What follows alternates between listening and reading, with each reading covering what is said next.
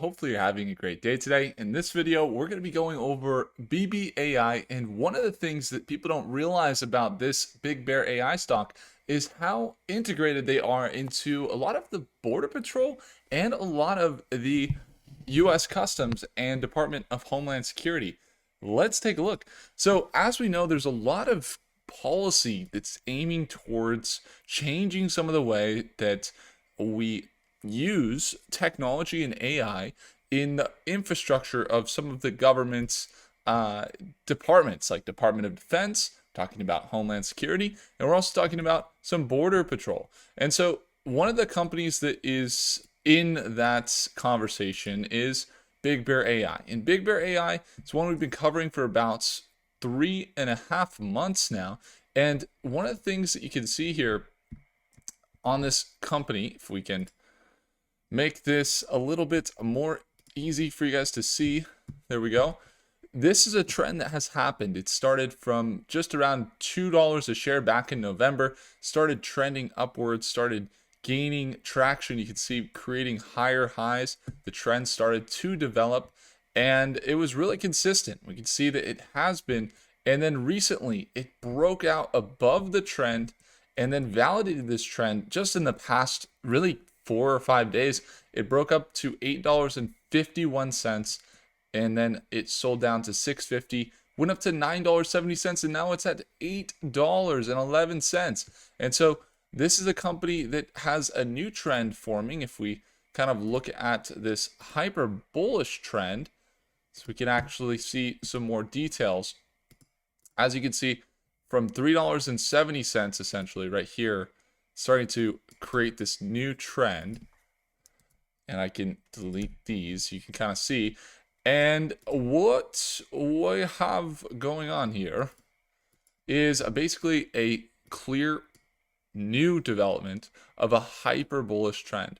Now, at the current support, it's more likely, if you look at the overextension, it looks like it's more likely that it's going to sell off here. And it might sell off down to some levels in this range of $6.50. That's a support, but there has to be some respect given to this hyper bullish trend that's starting to develop, because also this looks like it could be at this rising support, and the hyper bull case would be that we're starting to use previous resistance as a support. So this previous resistance as a support, and we're starting to continue up even more. Now it's at $9.70 was the high. It's at $8.12. This is something that if it continues up, if it continues to break in this trend, we would identify a margin for profit of about 25 to 30%. So that's possible. What is more likely to happen? I think it's still a little overextended. To me, that's a huge push up, but you can't make that assumption without looking at some of the news. So if we look at Big Bear AI and we look at their stock, you could, before we even look at the news, you could look at their market cap. It's at $2 billion. Head over to their financials, and this is where things get interesting. The revenue is $41 million there in the quarter.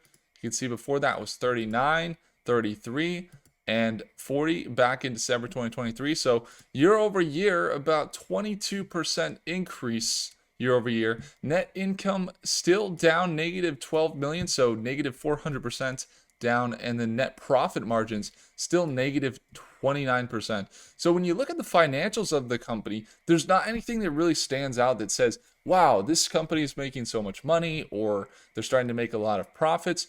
But this is what you guys might not realize about why we are seeing people buy what could be with this stock. So this is a company that has built technology that recently was deployed in the Denver International Airport, Heathrow airports, and then also many others.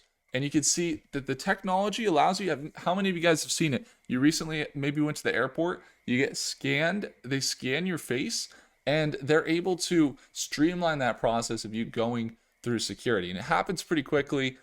Now they can look at all the data from all the people and be able to make decisions with AI. So they have a partnership with Palantir, using Palantir software to process all the millions of data points.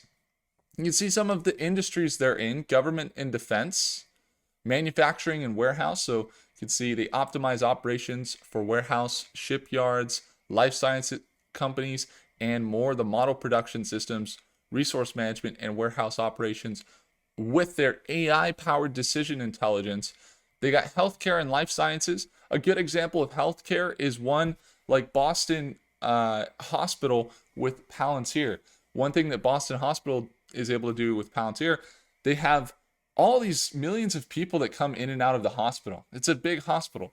How do you match the right customer, or the right patient, I should say, with the right doctor that has the exact specialization that would perfectly meet that patient? Well, in the past, you'd have somebody trying and look at all of the different variables, all the different patients, and match it with the doctor's schedules. And I'll tell you what, that's almost impossible for a human to do at such a large scale. You need a lot of people to be able to do that.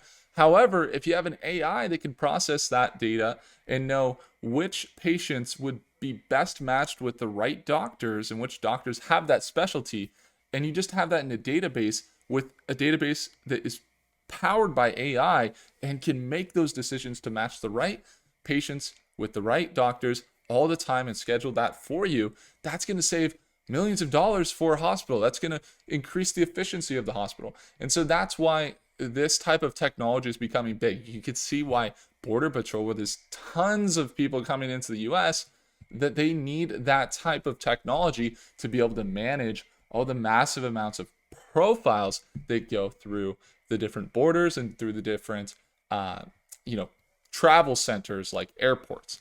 And so if we go to industries, we go over to government and defense, you can see some of their partners. They got BigBear's decision intelligence solutions leverage AI powered analytics.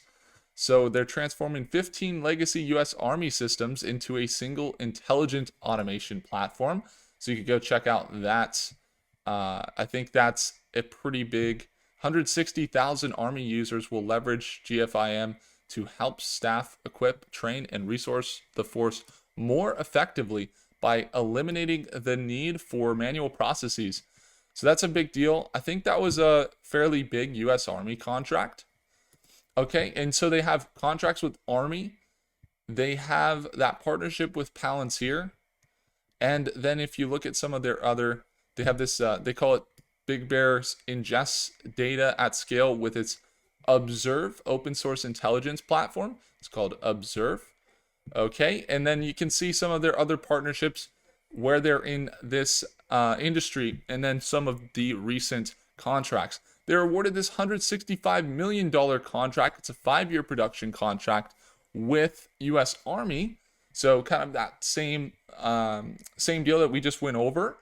So that's something that's pretty big. It says, for the past several years, BigBear.ai has been working to support the Secretary's goal of ensuring the Army embraces new technologies to become a more data-centric fighting force.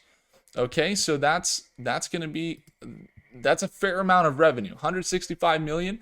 They have you could see that makes up basically over their entire revenue that we saw the past year. That makes up more than their entire year's revenue in that contract.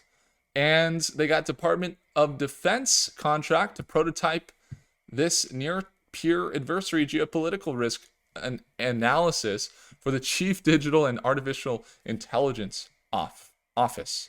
So the other thing that was interesting, they recently changed their CEOs. So they have a lot of these Department of Defense contracts. They're on the Oasis Plus, so they're kind of on demand for the government.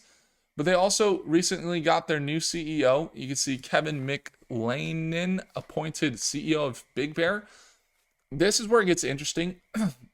BigBear had bought a company that was founded by McLanin, and McLanin was the commissioner of U.S. Customs and Border Protection. So that means he's already in the dynamic of the U.S. He was the acting secretary of the U.S. Department of Homeland Security during the first Trump administration before founding Pangiam, which was subsequently bought by BigBear.ai in 2024.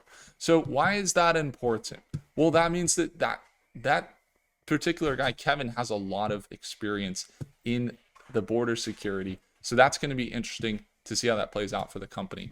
So as we can see now, with those things together, it's starting to be at this rising support. It's more likely to me that it sells off, but that hyper bullish case should be should be considered. We'll see what happens at market open tomorrow. If you guys would like to join me there, it's Stockmate, the second link below, where we go live every single day at market open. And you can watch me trade live there, see my entries, my exits, and surround yourself with other traders and investors. Again, it's that second link down below. Thank you guys so much for watching. If I earned your thumbs up, hit that like button. Do consider subscribing, and I'll see you in the next video. Take care.